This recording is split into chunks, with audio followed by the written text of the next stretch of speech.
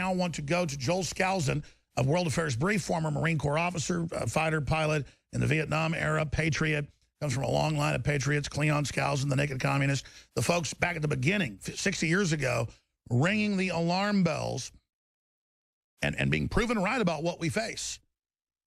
What we face. I mean, Joseph McCarthy, they've released a lot of the Soviet files. And as soon as he said, our government's funding the communists, boom, they removed him. It's okay to say there's communists and take American rights to fight it, but not to say it was a program of the ultra-rich. Carroll Quigley later wrote a book admitting it. And that was because people at the State Department couldn't understand. We're fascist, we're communist, we're authoritarian. What's going on? Who are we? And he explained how it worked to them. They've got all these different flavors of authoritarianism that the central banks globally manipulate and play off against each other in a dialectic to consolidate control. But now, their whole project's in trouble to the point they've got to have the Pope uncloak himself and come out and just call for stuff that is unbelievable. Joel Skousen, you heard a lot of those questions that the listeners were bringing up.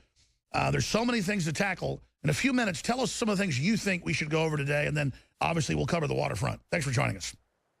Well, it's good to be with you, Alex. Of course, we need to cover the election and Donald Trump and how they plan on defeating him. And, you know, what Trump is not doing, I think, to help out his own cause. That's of serious concern to me. I think we need to talk about, you know, the cover-up of Hillary, the kind of immunity that Barack Obama and Hillary Clinton have.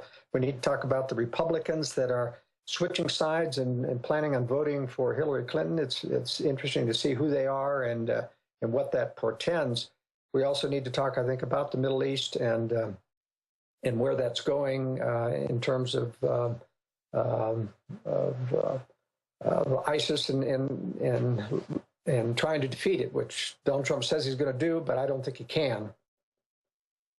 Well, let's start with the election. Well, the important point, I think, is that I am really not convinced that we're going to have a landslide yet. We could very easily have a landslide if Donald Trump would be more careful about what he says. He seems to have a very sore spot about being attacked. When he got attacked by Mr. and Mrs. Khan at the Democratic National Committee, he came out in a reactionary way of condemning them. Instead of saying, for example, you know, the politically astute thing would have been to say, look, Mr. You are not the kind of people that I would have stopped from coming into the country. I did not say stop all Muslims. I said we stop it until we have a proper vetting process. And you obviously would have gone through and achieved a proper vetting. I mean, he would have gained tons of points and you know, but you cannot come out and attack a set of parents whose a child or whose son, you know, was killed in the military. You just can't do that. And it's the same thing of attacking the Mexican judge. It just wasn't well thought out of. And, you know, with a 60-plus point negative rating that Hillary Clinton has and Donald Trump has, the one who's going to win this election are the ones who are going to appeal to the 40% that aren't part of these two solid blocks of socialist Democrats turning to Hillary or pro-globalist people turning to Hillary, and the anti-establishment people.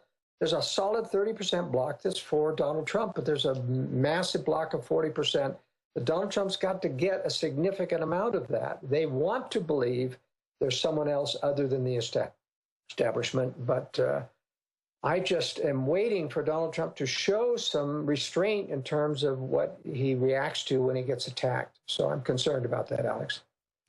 Now, I really think that they are going to throw the election. Look, when Brent Scowcroft, when Richard Armitage, when Henry Paulson, and a half a dozen other big-name globalists, neocons, Bob Kagan, come out and endorse Hillary Clinton, these are nominal Republicans. I mean, these are neocons. These are people who aren't true Republicans. So it's no big deal for them to come out and say that, except that it is providing kind of a bandwagon effect that other liberal Republicans may be swayed, or moderate Republicans may be swayed to vote for Hillary Clinton.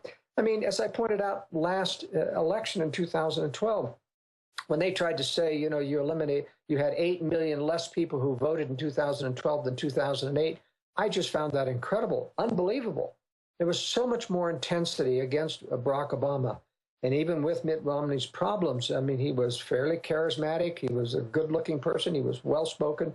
There's just no way that he would have pulled less people than John McCain did, who's, you know, a turncoat, a rhino Republican. Nobody trusted John McCain except the middle-of-the-road people. So I think that at the federal level, they actually eliminated 8 to 10 million votes to reelect Barack Obama. Well, that's right. And Mitt Romney was way better and much more popular and more charismatic than McCain, who was a total stand-in shill, Quisling.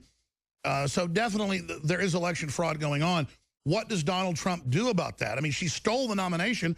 I think he makes it all about this. Well, I think you have to look at how the nomination was stolen. The technique is different than what they would have to do to steal an election from Donald Trump. I mean, for example, they had the superdelegates. They had the loaded dice against Sanders from the very beginning, and there was some actual vote fraud during some of the elections. The 5 major eastern cities that should have gone to Sanders that went to Hillary Clinton. But, you know, it's awfully, and you notice they didn't do exit polling, of course, in primaries, and so it becomes very easy to fudge the actual results. I mean, that's one of the ways that the Brexit vote went against them, is they had paper ballots instead of electronic voting, and they didn't have exit polling. So it made it very, very difficult, even though they probably tried. Sure, Joel, just to be clear, though, I'm not even talking about trying to block the theft. Let's talk about that next. But first, I'm saying make it a big issue that Hillary stole the primary, had the delegates come in and ignore the popular vote, and make that the issue, because that, to me, is the biggest naked fraud out there so far. Right. I completely agree, Alex. It's a good point to make. But when you prepare for, you know, the national election, there will be exit polling. And exit polling means that they've got to keep the fudging of the votes within 10%, or people say, wow, something's really wrong when the exit polling differs from the final results by more than 10%. Even when it violates more than 5%, it's really a problem that they have to explain away. So, as I say, in 2012, they didn't try to do a lot of state rigging of elections, even though, you know, you have your machines in New York, in Chicago, and LA, and where they can, you know, fudge. They do a lot of fudging, of course, in 2012 by the Supreme Court and other courts overruling voter ID laws, making sure that any illegal could get in there and vote. And so that probably accounted for several million votes. But boy, I tell you, that wasn't enough in 2012. I think they simply eliminated 10 million votes at the national level. And so whose 10 million votes were they? From what states? You can't tell, because if a state challenges the federal, remember in 2012, that's the first time that all the votes from every state was tallied at the national level, not at the state level. And so it made it very easy to fudge the result. If any state challenged it, they would say, oh, yes, you have exactly what you give it to us. And they would, you know, adjust the tally from some other state. It's kind of like a roving, shifting, hide the peanut under the walnut shell. They can get away with that at the national level. And I don't know of any way to stop that, really. Even paper ballots won't. A challenge won't work at a state level if it's tallied at the national level. Joel, when we come back, I want to ask you what you think they're going to do if Hillary's able to steal it and get in versus scenarios if Trump is able to get in, because we're only 3 months out from this happening. What do you think Obama and the globalists will do in the few months they're still in December and part of January while they're still sitting in there? I see they've got contingencies with Paul Ryan. You know, it's coming out, plans to sabotage things if Trump does get in. And a lot more with Joel Skousen, editor-in-chief at worldaffairsbrief.com. I'm Alex Jones at Infowars.com. Our backup site is prisonplanet.com. And by the way, there's more and more censorship taking place. There's an info war going on. Please spread those articles and videos. That's what the system hates.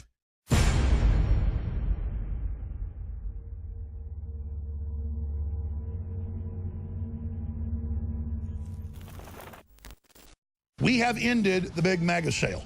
Now, we have kept 3 items, though, this week. That's Brain Force, While Supplies Last, the amazing nootropic, for $17.76, normally $29. Leading competitors that have similar formulas are $60 to $70 to $80.